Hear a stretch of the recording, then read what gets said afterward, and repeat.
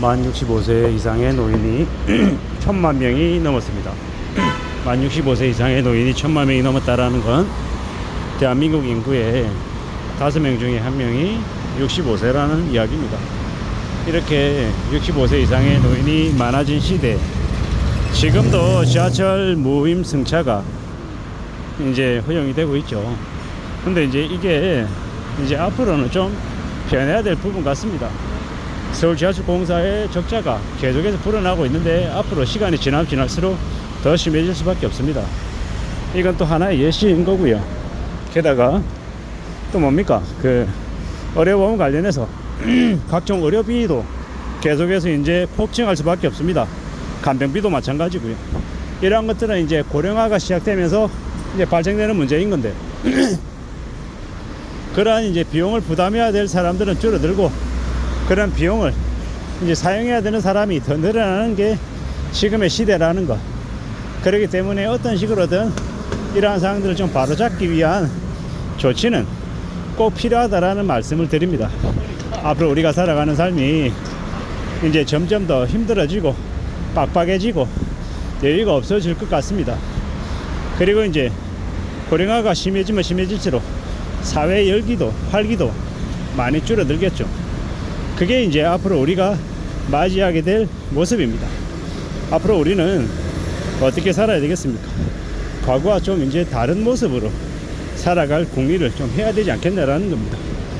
만 65세의 노인도 65세가 아니라 75세나 80세나 뒤로 좀 더 미룰 필요가 있다라는 것.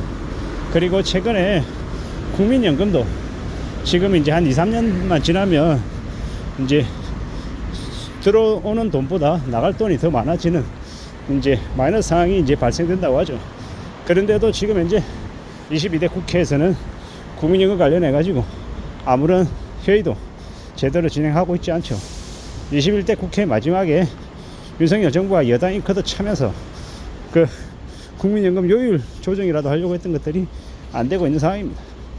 이런 상황이 계속되다 보면 이제 계속 이제 우려스러운 이제 일들이 계속 발생될 수밖에 없다. 그리고 우리는 이제 앞으로 벌어질 일이 어떨지 뻔히 아는데 그냥 계속 미루기만 하면 그러한 충격이 이제 시간이 지나면 지날수록 더 커질 수밖에 없다라는 거. 사회적인 합의와 좀 공감대 이런 것들도 필요하고 이제 정치권에서 이제 국정을 운영하는 정부에서 이러한 것에 대한 좀 조정 작업, 이제 대응 작업들 제대로 된 일을 해야 되는데 하지 않고 있다 보니까 이런 모습들이 계속 발생되는 것 같습니다. 참 어처구니가 없는 일들이 많이 벌어지고 있죠. 대한민국이라고 하는 곳에 민주당이든 국민의힘이든 거대 여야가 좀 제대로 일할 수 있게끔 국민들이 회초리를 좀 들고 얘기해 줘야 되는데 그럴 수 있는 것들이 좀 잘 안 되는 것 같습니다. 제3당, 제4당 소수의 정당들이 좀 그런 곳에 좀 관심을 가지고 목소리를 높일 수 있게끔 뭐 어떤 식으로든 국민들이 관심을 가져줘야 되지 않나, 이런 생각들도 해봅니다.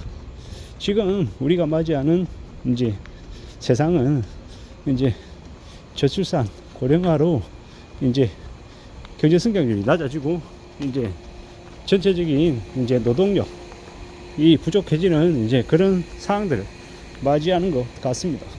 이러한 상황에 대응하기 위해서 우리는 여러 가지 부분들 관련해서 좀 활발한 논의와 실행이 필요한 건데 그에 대한 것들이 제대로 안 되고 있는 것 같습니다. 지금 뭐 페미니 미투니 뭐 저기 뭡니까 저 성추행이니 뭐 이런 그 여성 관련 여성을 사회적인 약자로 단정짓고 그로 인한 온갖 이렇게 합의감 장사하는 뜯어내는 그런 이상한 짓거리들이 난무하면서 사회가 계속 왜곡되어 가고 있는 것 같습니다. 뭐 남자들이 젊은 남성들이 젊은 여성을 만나지 않고 연애 상대로 하지 이제 생각하지 않으려 하고 멀리하고 결혼하지 않고 출산하지 않고 뭐 계속 사회가 더 이제 망해가고 있는 거죠. 이런 시대가 계속되다 보면 이제 이 사회가 나중에는 좀 더 급진적으로 바뀌지 않을까라는 생각도 듭니다. 지금의 나라가 정부가 세금도 탕진하고 사람들을 계속 빚쟁이로 전락시키려고 지금 혈안이고 수작질을 벌리는데 참 무서운 일 같습니다. 저런 것들을 이제 어떻게 바라봐야 될까요? 앞으로 우리가 살아가는 삶이라는 게 더 이제 곤욕스러워지고 더 쉽지 않아질 건데, 그런 것들을 좀 잘 좀 바라볼 필요가 있는 것 같습니다. 앞으로도 우리의 삶은 더 빡빡해진다, 더 막막해진다라고 보면 맞고요. 뭐가 됐든 간에 신중하게 사력 있게 결정하려고, 생각하려고, 행동하려고 애쓰지 않으면 안 될 것 같습니다. 애써야 된다라는 거죠.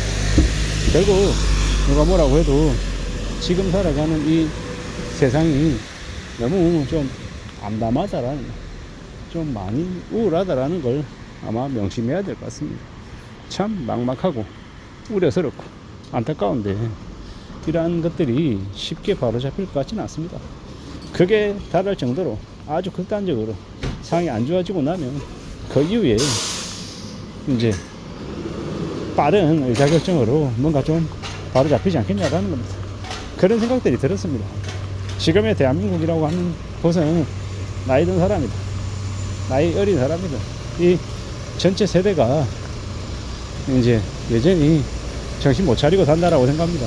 그렇기 때문에 지금 윤석열 정부가 저렇게 지지율이 낮은데도 국민의 여당이, 민주당이 저렇게 거대 여야가 저지랄하고 사는 건 우리 국민들 잘못 아니겠습니까? 회초리를 들고 제대로 혼을 내줘야 되는데 그러지 않고 가만히 내버려 두니까 그냥 자기들 마음대로 저러고 산다라는 겁니다. 앞으로 우리가 살아가면서 삶이 더 괜찮아지게 만들기 위해서는 뭐가 필요하겠습니까?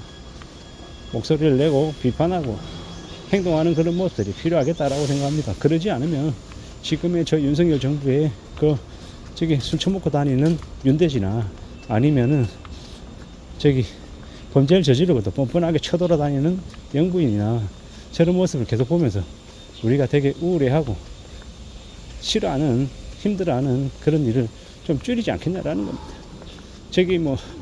국민의힘이든 아니면 민주당이든 좀 민생을 애쓰고 이 힘들고 어려운 이 경제 상황들을 조금이라도 나아지게끔 하는데 관심 가지고 건설적인 비판도 하고 의견 제시도 하고 하는 이런 것들이 좀 보여줘야 될 텐데, 그런 것들은 안 보이는 것 같아서 더 답답할 뿐이죠. 그러는 사이에 이 무수히 많은 비정규직, 계약직, 이 경제적으로 이제 약자에 속하는 사람들의 삶이 더 이제 엉망이 되어가는 거죠. 그런 것들을 잘 지켜보며 잘 생각하며 살아가야 될 것 같습니다. 이 암담하고 이 암울한 시대를 어떻게 살아가야 되겠습니까? 65세 이상 인구가 그냥 1000만 명이 넘었다라는 그 현상 하나만으로도 앞으로 대한민국의 경제가 매우 암울해지고 침울해질까 걱정이 많이 될 뿐입니다. 아무쪼록 이러한 변하는 이 현상에 대응하는 그런 논의와 대비책이 필요하지 않나 라는 생각을 해봤습니다. 이상입니다.